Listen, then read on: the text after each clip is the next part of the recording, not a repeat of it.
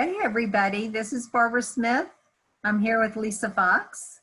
Hi everybody. I see lots of folks that I know and a few that I don't know. And I think we're a small enough group that people could introduce themselves. Beth, you want to start? Sure, I'm Beth Borhouse. I am a staff member on the NCPMI team, as well as a member of Team Tennessee, the Tennessee State Leadership Team. Crystal? Hi there, I am with Nevada, Division of Health and Human Services, Division of Welfare and Supportive Services. I am the acting CCDBG administrator, and we recently met with our IDEA Part C office. And they were the ones that told us about this grant opportunity because we're really looking into expanding the pyramid model and social emotional supports for Nevada. And I know that you guys have done a lot of work with them and the Nevada team. So I'm excited to be here and learn about this opportunity. Great, great, thank you. Christina? Hi, I'm Christina McDonald. I am the 619 coordinator in New Hampshire, and we are definitely interested in this work. We've been working very intensively to expand pyramid model implementation in New Hampshire across different sectors and have recently stuck our toes in the water with home visiting. So we are very excited to move this forward. Okay, good, thank you. Sherry? Hi, I'm Sherry Williams. I work with UNC FPG on a couple projects, and one is a project working with North Carolina. And our project actually provides implementation support for pyramid implementation in preschool, among other things. So, so I'm here to support Dawn, who's also on the call. So I'll hand it over to Dawn, if that's okay. Sure. Hello, good afternoon. I'm Dawn Meskel. I'm the preschool EC coordinator or 619 coordinator for co-coordinator for North Carolina. And like Sherry said, we are implementing the pyramid model, and like Christina said, definitely dipping our toes into cross-sector collaboration as we start our state leadership team work, and are excited about this opportunity. Great, thanks. Katasha, we'll just go through the North Carolina group. Hey, well, hi everyone. Good afternoon. I'm Katasha Williams. I am also with UNC FPG on a couple of different projects, but here today, again, as Sherry said, to represent or to support Dawn, our North Carolina 619 co-coordinator. So glad to be here. Great, thanks, Katasha. And Kelly, I'm not sure you've connected yet. It looks like you may not be connected. I can't tell.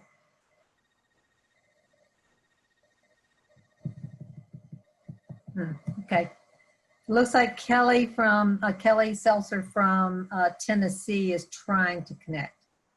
Okay, well, let's go ahead and get started. We're excited that you're interested in this TA opportunity from NCPMI.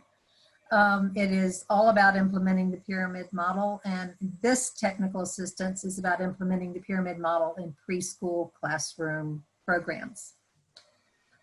So hopefully you've looked at the RFA. I'm assuming you have, or you wouldn't be here, but we're going to review pretty quickly major components of the RFA, but more importantly, what our work would look like with your state. And so let's see. Honestly, let me try this again. Okay, so this is what we're going to cover. We're going to talk about our approach to this technical assistance, okay, and what it would look like working with you. We're going to talk about what's involved, both from our perspective, providing the TA, and your perspective, receiving the TA.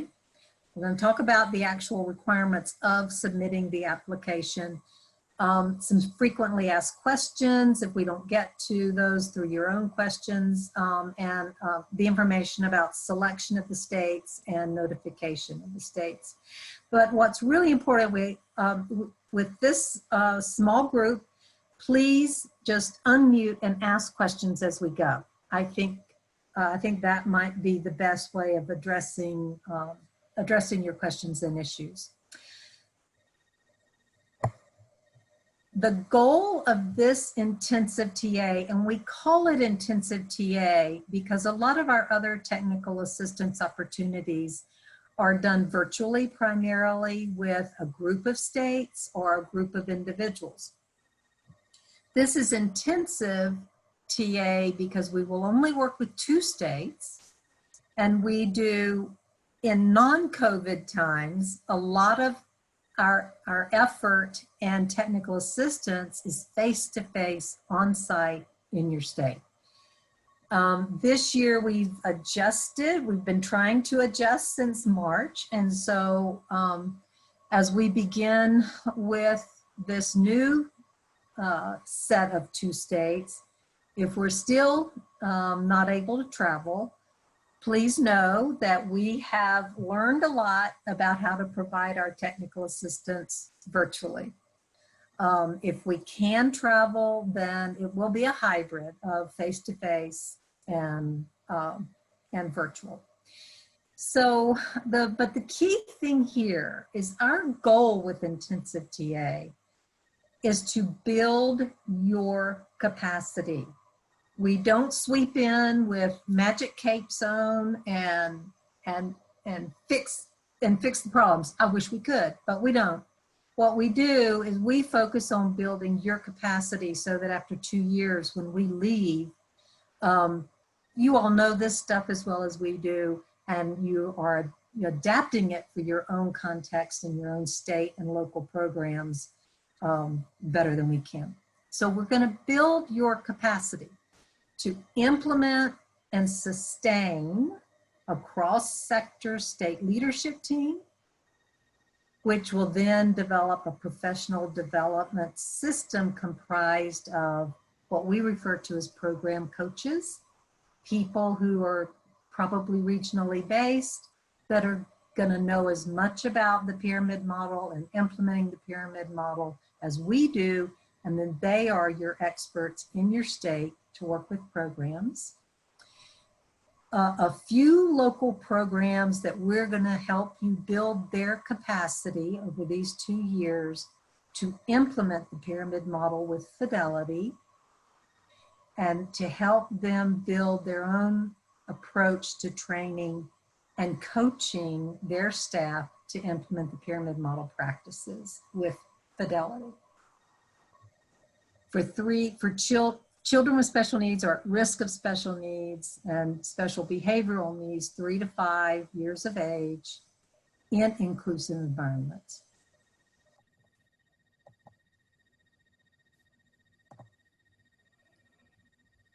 These are the major outcomes, which I just reviewed in that overall purpose, but it's key that you're going to build or expand upon a cross-sector state leadership team that's going to oversee all the work. But what's key is they are going to commit to not just implementing it during these 2 years, but this state leadership team is going to be in a position to help you sustain over many years of work and to scale it up to many more programs, okay? So a cross-sector leadership team that's going to implement, sustain, and scale up the pyramid model. Again, that professional development network of people who are going to be your internal experts in your state to help build the capacity of local programs to implement the pyramid model with fidelity. We're going to help you select and establish a small cohort of local programs to implement with fidelity. We're going to help you set up a system that's going to help you evaluate outcomes, fidelity, and get your data in place so that you know how to scale up, where to scale up, and whether or not you're getting the outcomes that you want. And we're going to make sure that by the end of 2 years, the state leadership team and your implementation programs have written sustainability. She's darling, but I'm not there yet. I'm so sorry. That's all right. I'm glad to know it's you and not some mystical thing in my laptop. I was trying to find the chat. We're going to help you all have written sustainability and scale up plans. So we think about sustaining this work from the get-go. This is not a project for 2 years. We don't look at it that way because the pyramid model and the pyramid practices are too important and it's too much work to put into place for 2 years and then walk away. So we're going to be really focused on sustaining this effort indefinitely and helping you figure out how to scale it up so more children and programs are benefiting. And we're going to do all of this pyramid work within the context of 3 really key critical issues in our field right now, within the context of equity, reducing and eliminating suspension and expulsion, and increasing inclusion opportunities for all children, okay? So those are our major outcomes.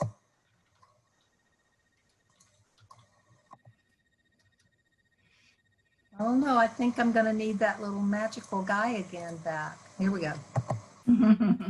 There she, isn't she darling?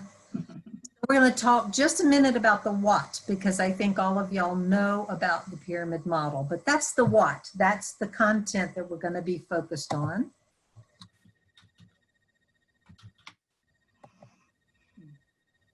The pyramid model. So you know it's a tiered model of evidence-based practices.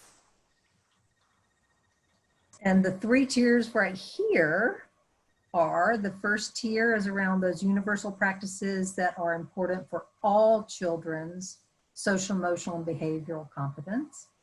The second tier are those practices that we actually teach children how to self-regulate and how to make friends, and all of those really intentional teaching practices around social, emotional, and behavioral competence. And then the third tier is for, if once all of these are in place, all those lower practices are in place, there may likely will be a few children that still need individualized interventions. And so that's the top of the pyramid. At this bottom part of the pyramid is the how. So these are all the what, the practices, that's what we're going to be focused on implementing with fidelity. And the how is building that competent workforce, isn't she, darling? So the how for us is embedded, described in this statewide implementation guide that is on the ECTA website and NCPMI. And ECTA and NCPMI built this online navigable implementation guide, and it is built upon over 20 years of work with states, both implementing the pyramid model and inclusion practices. So that's our how. We're going to use this guide, this process for implementation, to work with you, your state leadership team, to implement the pyramid model. So the guide is comprised of the processes that we know from implementation science, as well as our 20 years of experience. We know that these processes work. They will help you build your state leadership team. They will help you build the systems that will help you, that will build the professional development system, the data collection and how to use data for making data decisions, and important teaming strategies, and the whole thing builds on teams, both at the state and local level. So this is the how. So it's the pyramid model is the what, the statewide implementation guide is how we're going to go about implementing. Any questions at this point? Please jump in. Hi, Kelly. I think I see that you got connected. I'm glad. Comments, questions?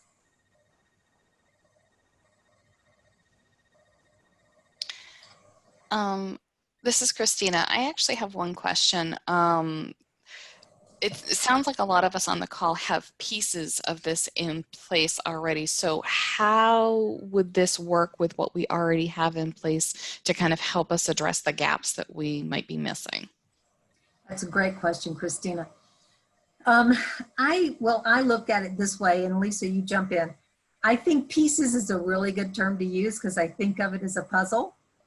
So what we will do is the key part is the state leadership team. So we'll work with you, whether you have a state leadership team to strengthen or build out in a certain way, or if you don't have one, to start there. So the state leadership team then will take the pieces that you have. So maybe you've had pyramid model practices training in various places in your state, or you have programs using the pyramid model, but maybe not to fidelity and not collecting data or not teapot trained. We'll take whatever pieces you have, or your state leadership team will take all the pieces that you have, put those together, and then build out the rest of the puzzle. Does that make sense? And in some cases, what might feel like backstepping or doing something you've already done, hopefully you'll find that it's because there's maybe a new twist to it, or there's a fidelity piece to it that isn't quite in place yet. And what will guide us also is the benchmarks of quality. So the state benchmarks of quality, we will start from scratch on those. We'll do a self-assessment, and if you already have some of those pieces in place, that's where that'll show up. And then you'll identify the things that are not in place. Lisa? Yeah, no, I would answer exactly the same way. I didn't know, Christina, you mentioned something about the dabbling in the home visiting or EI arena. I mean, that if what you want to do is do EI, it's a different training team. We actually can do one additional state that just wants to either add EI or do EI as their kind of starting focus. And where that application's posted too. It looks very similar to this, and it's the same, obviously, state implementation process. Thank you. Yeah, we are dibbling in that, and it was just at the forefront of my mind because I had an email come through, but they're trying to schedule the next meeting, so I apologize for that. But we actually do have a very preschool-based expansion that we're looking on doing, and really, there are places where we know we need to step back, and that's kind of what we're intentionally trying to do as we build the statewide collaborative. Certain areas are stronger than others, and we want to make sure that we are coming together in a really effective way. Nice. Great. Thanks, Christina. Another question or comment?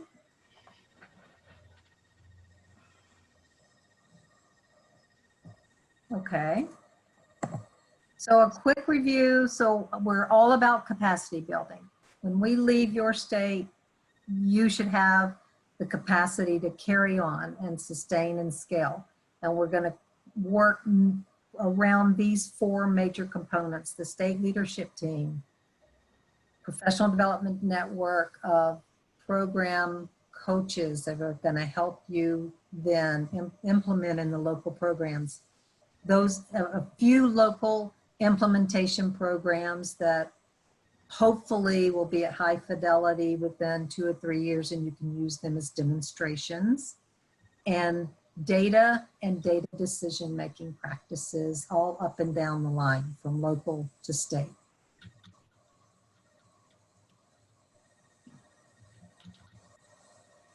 Okay, Lisa?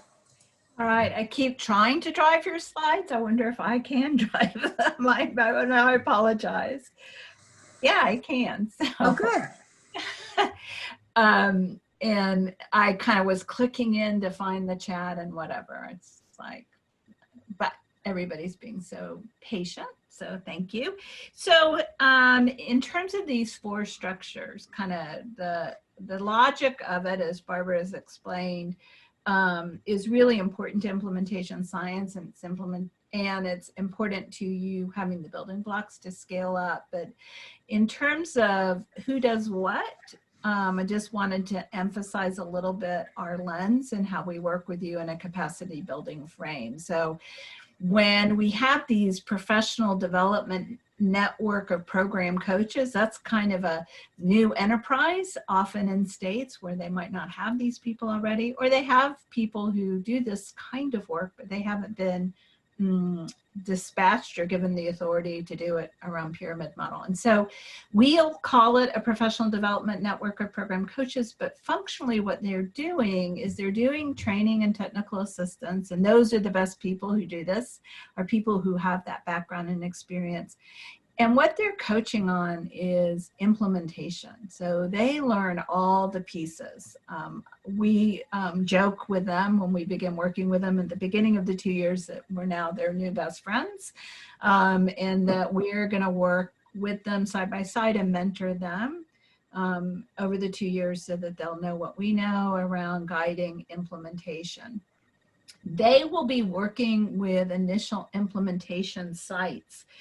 And a common question is, what makes a site or a program that's kind of idiosyncratic to the state? So it could be a standalone building, like a early childhood program or a early childhood center. It could be a Head Start grantee with multiple classrooms and multiple places. It's really determined, and the state leadership team will be guided in how to think about that and how to select the implementation sites. But what's important is that the implementation site, and what's unique about this approach to implementing, is the implementation site comes to training events with a leadership team, and the focus of the program coach, who's that middle box, is to that leadership team. They're really the ones who are responsible for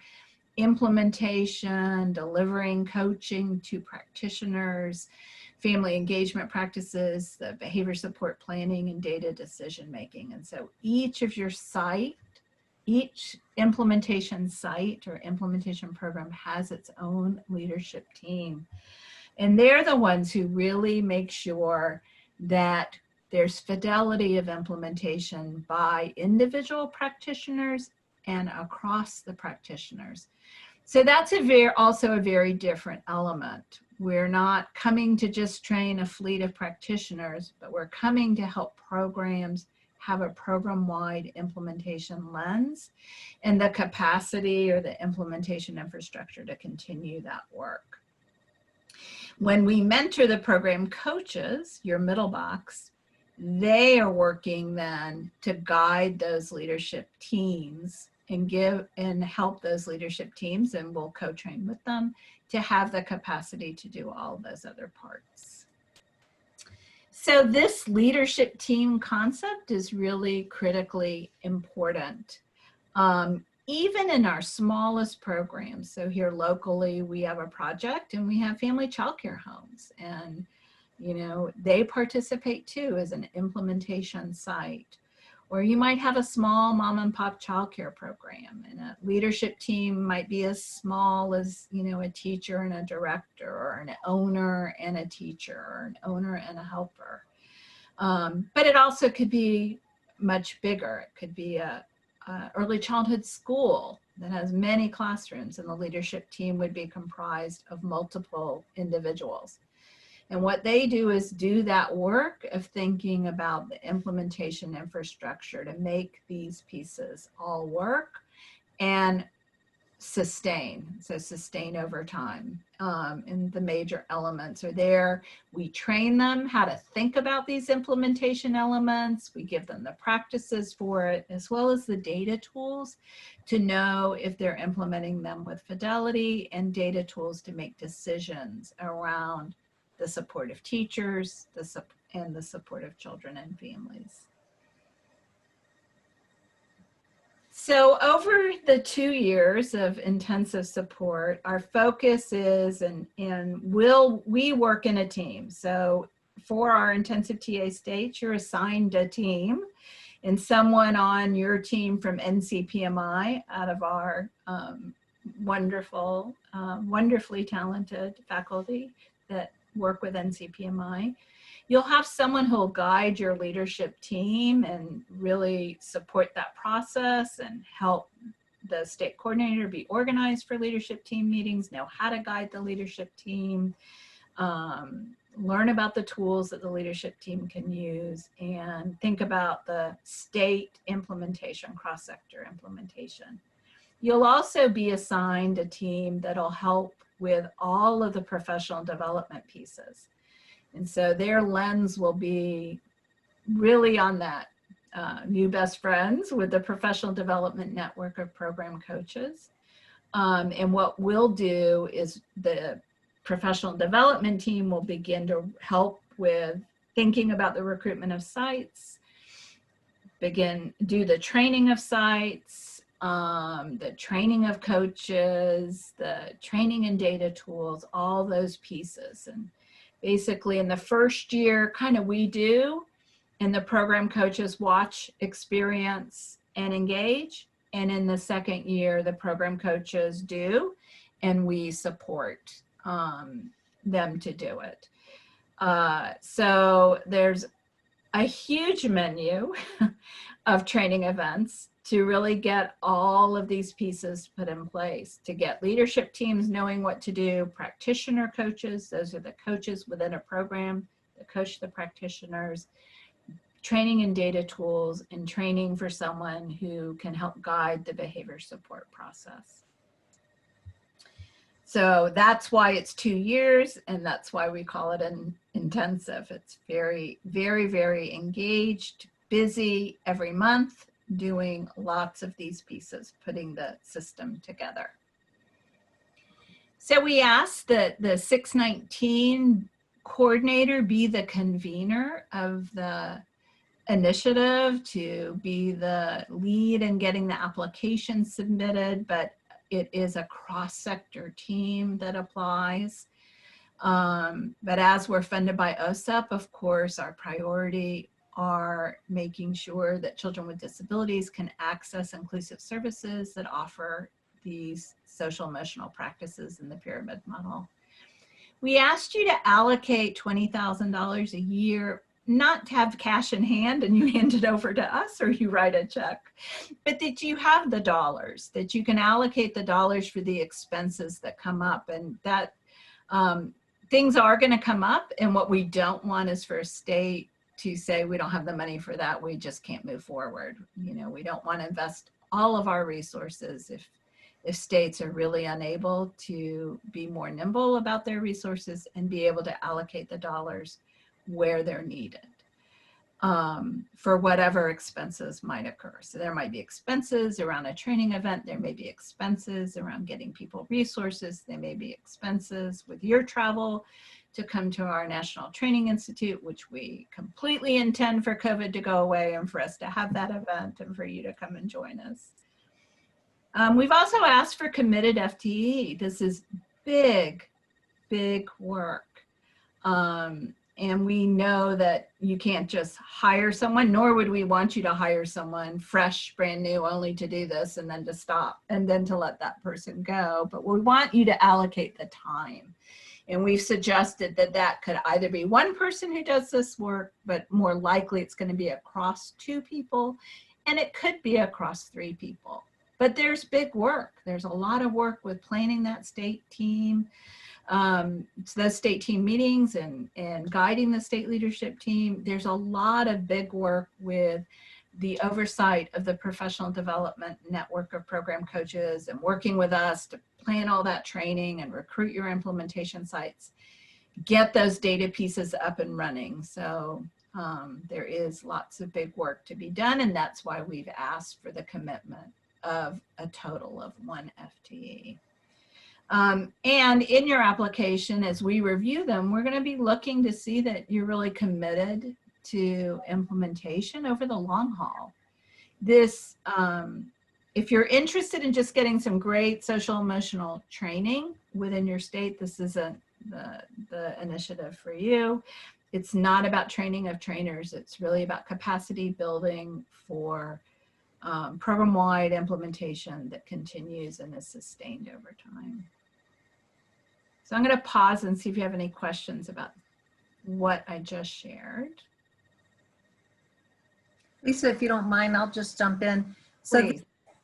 I mentioned that from the get-go, we talk about commitment, we talk about implementation science, and we talk about sustainability.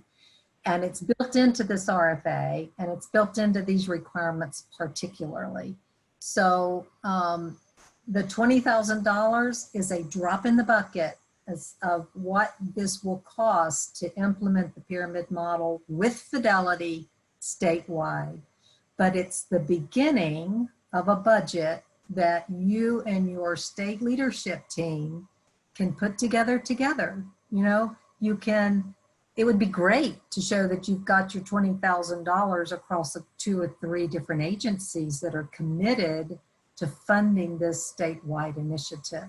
The committed FTE, there's no way you can implement the pyramid model with fidelity statewide without committed FTE. And so we're going to start with that. So we begin with commitment and looking at sustainability and fidelity from the very get-go, starting with the RFA. Great. Do you have more to offer, Barbara? No, ma'am. And we're committed. So we're committing huge resources as well. I would say probably the equivalent of a full FTE across all of us, if not more, to getting you where you need to be. So someone put in the chat, and thank you so much for trying to pull down and being unsuccessful. We're going to make sure that you can pull down the PDF of the application, and we'll fix that immediately. There's an online application form you fill out, and then there are these upload links where you'll be uploading the pieces. So anything that's a letter, PDF in one bundle, you're going to PDF the VITA and job description of your state coordinator.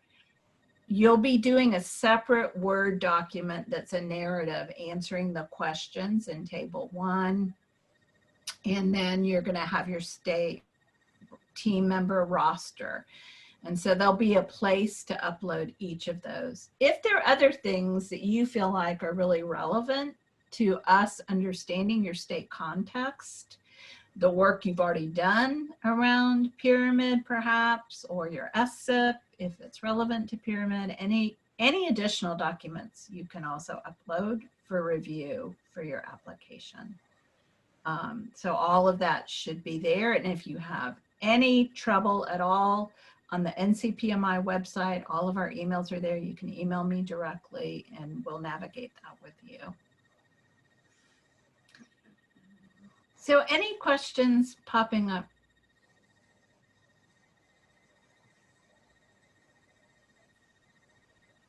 Well, here's some questions that do come up, and we're just going to walk through them because we are going to post this presentation for other states to watch. And so we're going to run through them, and maybe they are questions that you have, but you just haven't asked them yet. One is people might ask if this could integrate or align with other initiatives they're doing, such as PBIS, NTSS, or inclusion. And in the PBIS, NTSS world, I think one of the things that is really exciting for people in PBIS in the K through 12 world, as well as for us in early childhood, is that PBIS recognizes the pyramid model as the early childhood approach for the implementation of practices. And so if you go to pbis.org, you can see the pyramid model featured. And we've done collaborative work with the National PBIS Center. So if you're thinking, I'd love to push into our K through 12 initiative that's very nicely funded and link our pre-K work with them, I think very much that you'll see that this would link well, that we could help guide you to think about that in your state team. And we'd encourage you in that way. The same for MTSS. I mean, this is I would think the only multi-tiered system in social, emotional, and behavior that has been specifically designed for young children.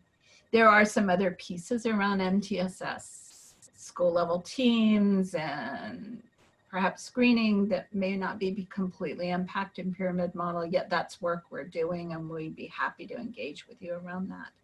Inclusion, if you're working hard on inclusion, this completely overlaps and intersects. Our intention always is that young children are in inclusive, high quality inclusive programs. And so this would intersect with that work as well. There's something in the chat that I missed. Yep, I've got it. Kelly has to sign off. All right, bye Kelly.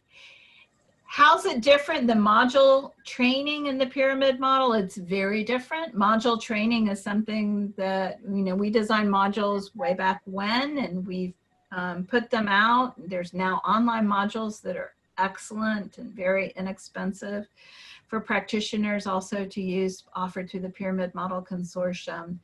This is different than module training in that we're focused on the implementation infrastructure. So if you've done a lot of module training or you have module training integrated into childcare or wherever, this will help take those modules and make sure that there's an implementation infrastructure so people can reach fidelity on the implementation of practices.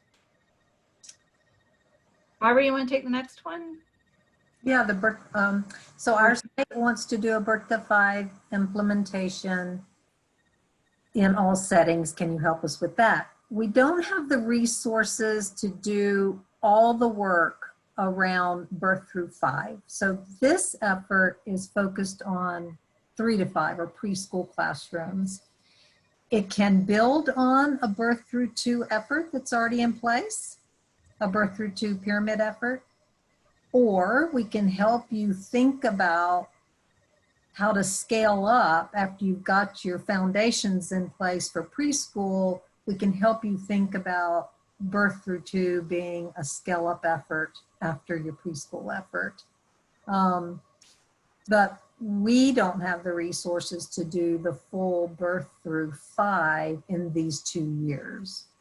Lisa, you want to add?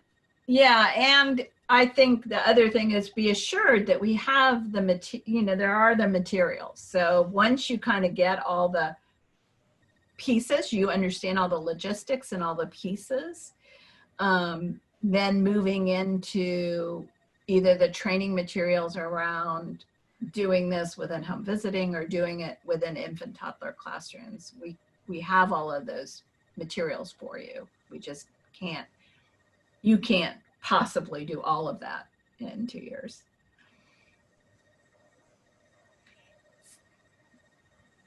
Do you want to do the next one, Barbara? Oh, I was hoping you would. Or I'll do it. I don't mind doing it. I'll do the last one since we've already touched on it. All right. So what's the training content, and does it align with DEC recommended practices? And I know in very many states and in the pyramid, we all are very intentional about the implementation of DEC recommended practices for children with or at risk of disabilities. And DEC recommended practices are evidence-based practices. The pyramid model, of course, are the focused social emotional practices. So the pyramid model practices are completely aligned with DEC recommended practices and use many of those recommended practices with specificity to social, emotional, and behavior. The recommended practices are evidence-based, so we're good there. But we also have 2 randomized trials with really nice outcomes around the implementation of the pyramid model practices within preschool classrooms. So we're super excited. We just had the second randomized trial accepted for publication. The time frame, I think, is going to force the exercise. Let me mute. All right. Just needed to mute everybody. All right, next one is you, Barbara. So thank you, Christine. As you've already asked this question, but it's the question that we frequently get asked is, our state has or had in the past some elements of pyramid model implementation. A state leadership team, pyramid training, but we don't currently have all the components, and I liked Christina's word, pieces of full implementation. Are you still eligible to apply? Absolutely, because we're not starting from scratch. So what we do is we help you backtrack, look at the pieces that you have, and we do that through the benchmarks of quality and a variety of other ways, and then build forward from there. Pull those pieces together, fill them in any way they need to be filled in, and build out the new pieces. So what are your questions? I really want to hear your questions as well. You might have to unmute yourself if you are muted. Hi, this is Christina. I'm trying to think exactly how to formulate the question, but where this is a cross-sector leadership team, do all of the implementation sites have to be explicitly tied to district-run preschool special ed or community-based placements for that, or can they be other sites as well? Lisa, you want to answer that? You want me to? Well, let's see if we would answer it the same way. So I would say no, we want actually a variety of placements in the community. So a variety of placements.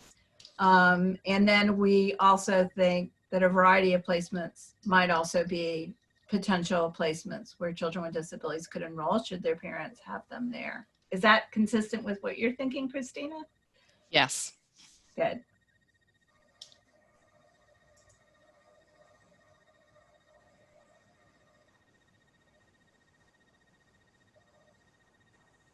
Anybody else?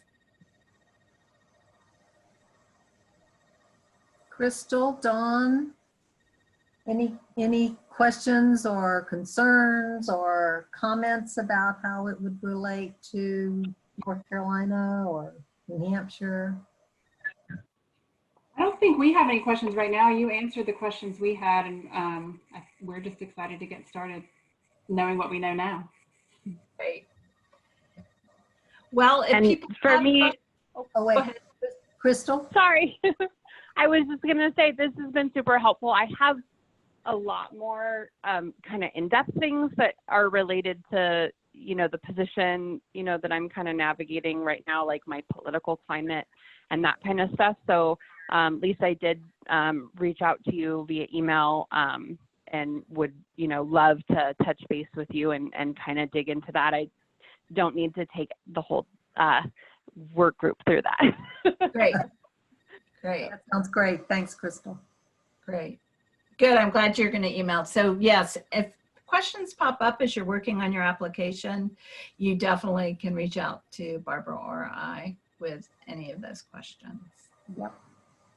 So let's move forward. So the applications are due on October 31st. We thought it was important, especially in the time of COVID, to give you plenty of time to reach partners and create your state leadership team. That's going to be really important to your application.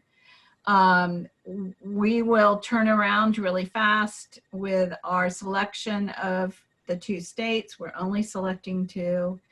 And then we'll ask OSEP for approval. The OSEP approval is really, they've never said no.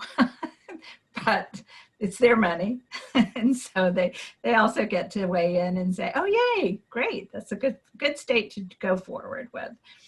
And then once you're selected, we'll have a planning call in late November, early December. I think this calendar probably is also helpful with your fears of like, how could we possibly take this on right now in the middle of COVID? So we wouldn't really be starting in a real vigorous way until the new year. And hopefully our new year 2021 brings all kinds of happiness for all of us, including the ability to do some of this big work. But we are prepared to start virtually with you.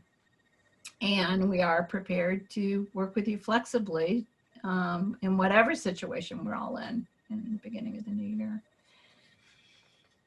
So that's it. We have lots of resources about all of this on our website if you want to explore more, but you guys who are on this call know that. And I don't have anything else unless anybody has any other questions.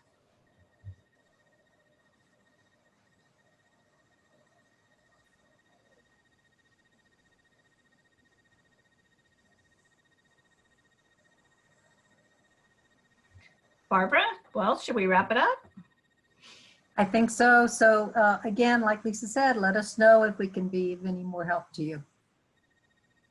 Thanks for coming, you guys. Yeah. Bye. Thanks, Bye. guys. Thank you so much. Thank you. Thank you. Bye.